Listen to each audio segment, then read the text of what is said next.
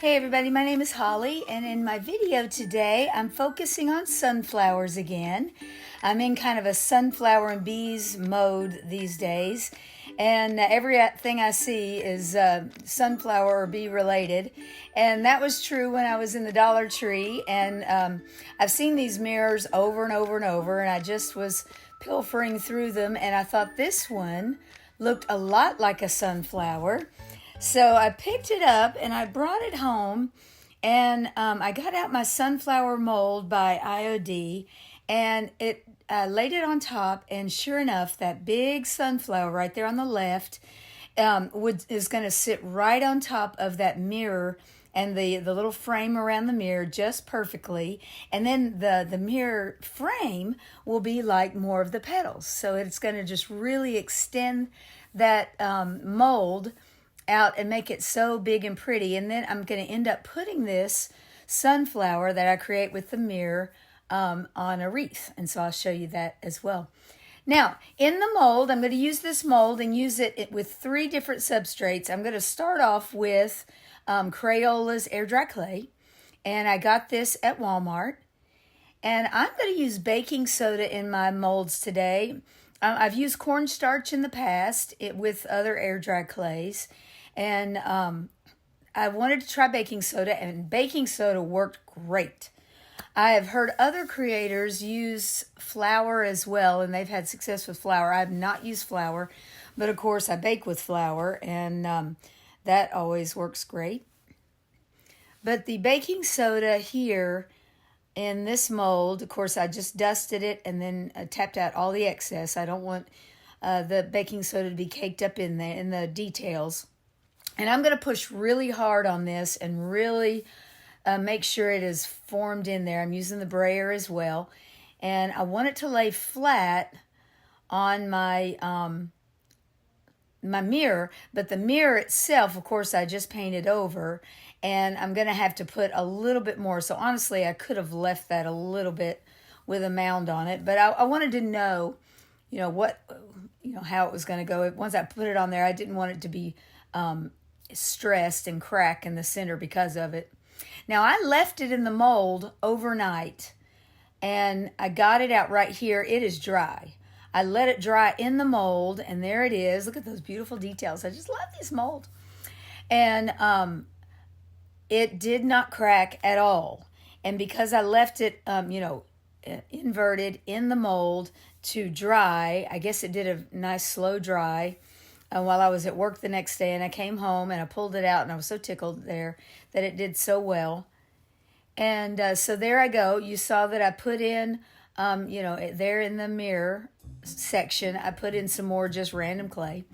And now I'm going to paint it. So I did glue and then the random clay to level it out, and then glue and then the sunflower. And now I'm going to use this Acryology, I guess that's how you pronounce it, the new acrylic paint at Dollar Tree. Well, I don't know how new it is. It's a couple of months old. I don't think they're a year old. But they have so many colors. I was just showing you there the colors I'm going to use. And then right before that, when I was showing them in the box there in the store, that's the new line for the,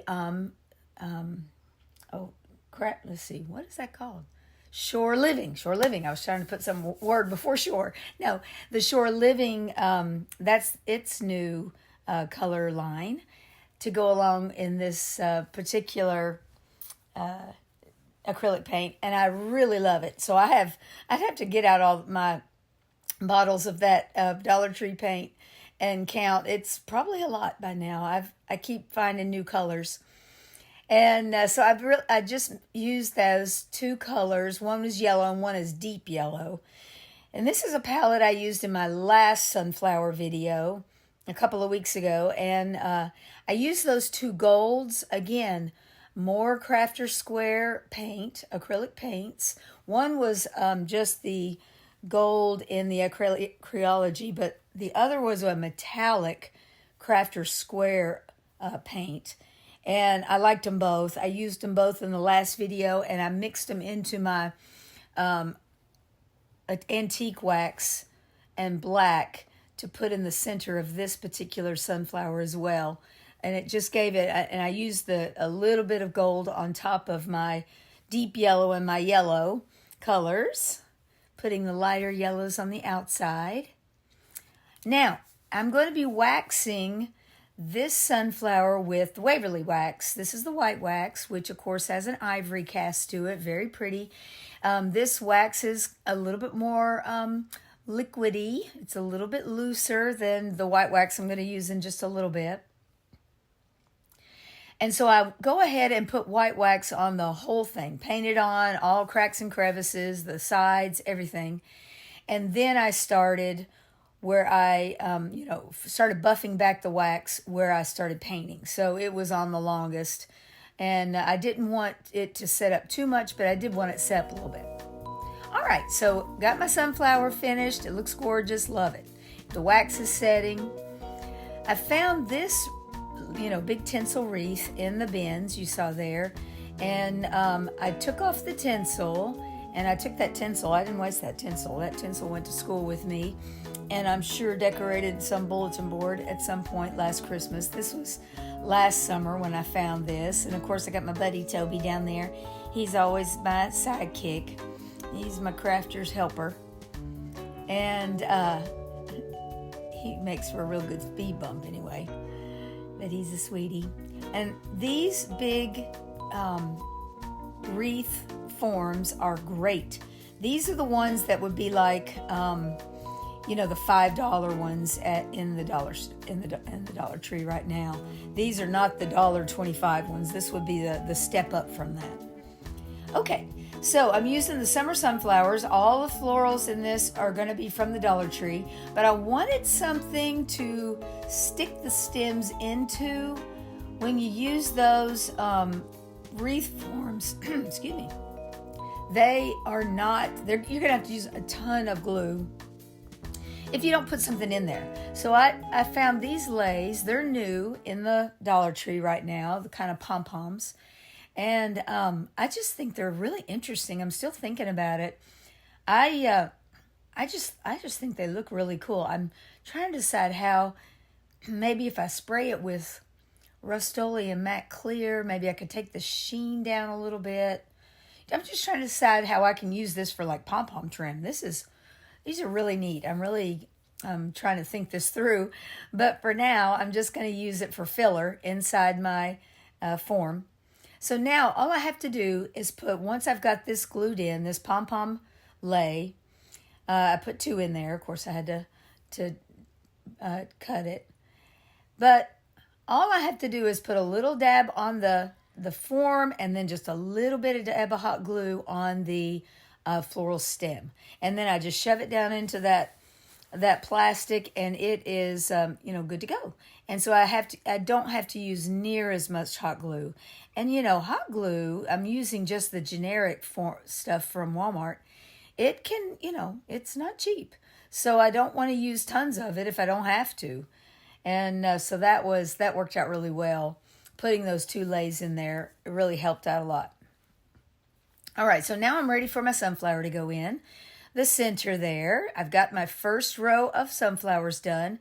And now I'm going to put in 3 little zip ties. I kind of folded them in half, glued them in, and then secured them in by putting 2 more just zip ties around the outer edge of the mirror there. So now I have my inner ring, and then I'd put an outer ring with a little bit of glue on the form and a little bit on the stem itself. And I have my hot glue gun on my low setting because I want it to dry quickly, and I don't need much glue. So if I had it on high, it would take longer to set up. And so I want it to go ahead and set up quickly. I don't want a lot of drips on my craft mat there. I mean, they would peel off, but still, I don't want to waste. Why do I want to waste? If it's really, really hot, it's going to drip out. So I kind of just barely put the zip ties on, get it centered, and then really tighten down those zip ties. And it's holding really, really well. Okay, so now I'm going to just fill. I have 2 colors of the summer sunflowers from the Dollar Tree. I have the yellow and kind of the darker yellow or light orange. There's a darker orange, and there's also a white. in the summer sunflowers. I didn't get any of the darker orange. I wanted to kind of keep it in the yellow tones. But I decided it was just too, even though I had two colors, it was still kind of one note. So I found these German Status. I found 3 stems of them up in my stash, and they are from the Dollar Tree as well. And so I got some of the yellow ones out, and I took the heads off. I'm keeping the stems because those leaves, I really like the leaves on those German Status stems. But I took off the tops, and I'm just using them for texture. Not really filler. It was full. I even put sunflowers around on the side, so it went all the way to the door, and there's just no hint of that wreath base at all. But I wanted just some different texture, just a little bit. And these 3 German Status yellow picks were perfect. They just went here and there. I put up some of the little ones right around that wax sunflower. And what do you think, Toby? He's right there by the kitchen. It's because I put this wreath on my pantry door.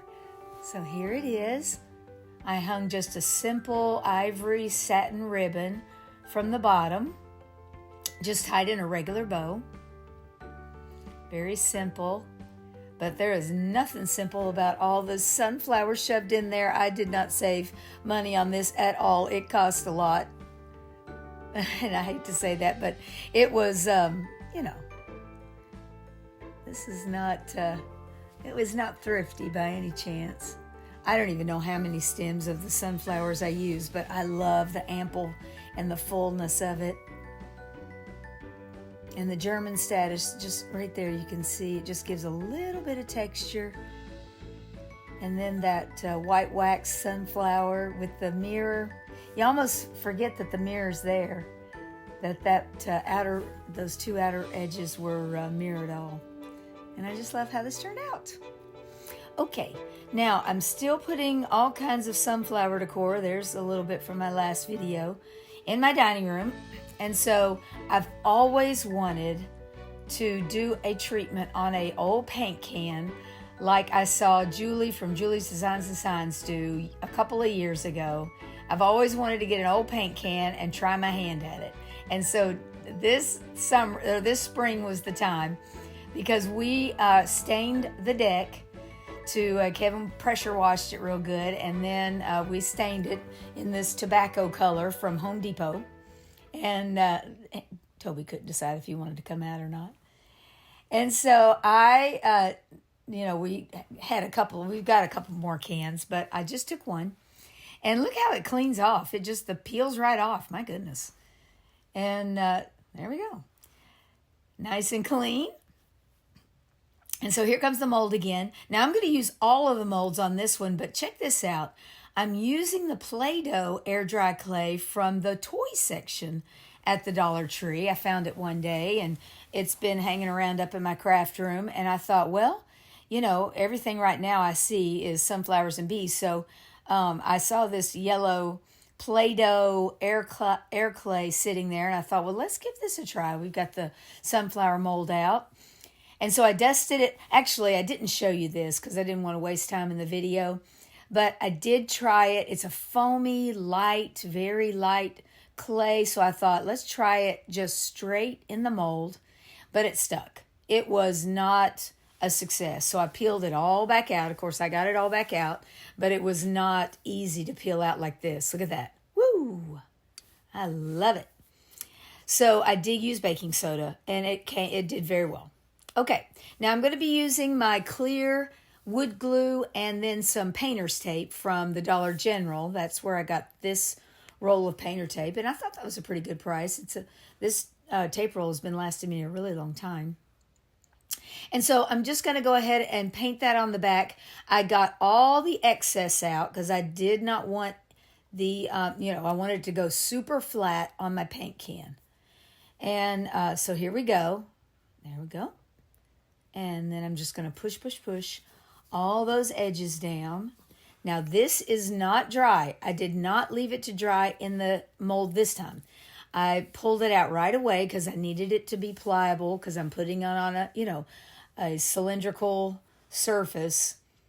So to keep it still, I'm just going to tamp down on the top and the bottom, not on the mold itself, and just let it sit there and let the wood glue dry and let it firm up.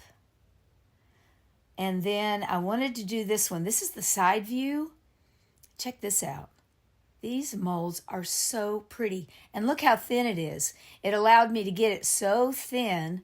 I am just a real fan of this air dry clay. In the Play-Doh, it was in the kids section, in the toy section. Don't forget to walk down the toy aisle. I know there's probably stuff in the floor. You just got to get past it. Just, pick it up and put it, back where it goes. It's not, be helpful to the employees. They'll love you for it. But now this mold, I looked on my Amazon orders, my past orders. It's not from Amazon. I was thinking it was. I don't honestly remember where I got this mold. I might have ordered it from an Etsy shop. I'll have to go back and look at my Etsy orders. But it is, it's got crowns and it's got some little kind of cameos. And I'm going to be using glue sticks. Again, there's those glue sticks that I was using in the wreath as well. This is not the Gorilla Glue sticks, which I would use if I were really needing something to hold tight. These are perfect for this kind of thing where I'm molding. Now, the bees and the flowers, the butterflies, it was messy with the hot glue because those molds are so small. But the stems and the leaves on the IOD mold was a huge success. I loved using that because it's fast. Now I've turned my setting up on the Sure Bonder to the high setting because I needed it to stay hot for a couple of seconds longer so that I can move it around. I wanted to get it exactly where I wanted it before it started firming up. And so it is on the hot setting now, and these molds can take it. They are strong and they can take resin, they can take hot glue in the hottest setting. I did not put baking soda in the molds for the hot glue. I did for the Play-Doh and for the Crayola clay in the last project. Resin does not need cornstarch or baking soda either. Resin just goes straight in. All right, so I'm going to be putting these on with a mixture of the wood glue, clear wood glue, and then I'll put a little dots of hot glue on the ends. And then I'm just putting that leaf on with hot glue. If there's any cracks or crevices underneath where the hot glue is sitting, I'm going to fix that with paint here in just a minute. Now here we go. I'm pulling off the painter's tape. This is the next day, and look. Oh, one bee came off. The wood glue held fast for all the other, but then one bee came off. But that's okay. I'll save him for another time. There you go. Now, there were some hot glue strings and a few, little things kind of floating around that I wanted to, especially from the hot glue. There was no mess from the foam clay. But the hot glue is a little messy, as it always is. So with an X-Acto knife and then one of my little fine grit sandpaper or nail files with the fine grit, I just went around and cleaned up any kind of, bumpy stuff that made it look, or if I had to piece together, I cleaned that up before I took it outside. I wasn't sure how the foam clay was going to accept paint, and I also didn't know if the can, the silvery can, was going to accept paint either. So a cure to all of that is one quick coat of Rust-Oleum Matte Clear. And I could have put gloss. I could put any kind of Rust-Oleum matte spray paint, because it is it has a lacquer properties, and it smells, and it's going to do the job for you. Anything that smells and you have to do outside, it's going to be pretty tough and be helpful to you. It's the natural stuff we have to watch out for. All right. So I'm going to end up putting 2 coats plus touch-up. So not a full 3 coats, but 2 coats, because the second coat is going to have a very thick mixture of half paint, half baking soda. Did you see that big mound of baking soda I put on that little blob of paint? I'm making a real paste here. And so I don't know if you can see at this angle, but there are some cracks and some little crevices from the hot glue and from the foam tape, from the foam clay. And so this pasty paint mixture is going to fix all that. I'm just going to smooth everything around all of the molds. And then, of course, also on the open spaces as well. I want it to be, you know, I don't want any of that silver coming back through. So see, I'm pushing it with a smaller brush down into any cracks and crevices that might be coming between those petals. Yep. And especially the bees and the butterflies around those stems where the hot glue was. Okay. Now, after all that sets up, the paint, I have to come back in, and I want to put the darkness in first, and then I'm going to come back with Annie Sloan's white wax, and that's going to be my finisher. But this antique Waverly wax is going to bring out the details. So here I go with my little palette that I dumped way too much antique wax into. So I'm not cleaning that out until I use more of it, or unless it dries up first. I do not want to waste.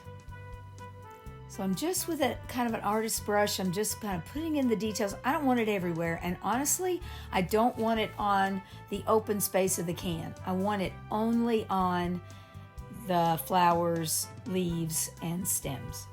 I didn't want any antique wax. I wanted pure yellow to be on the flat surfaces.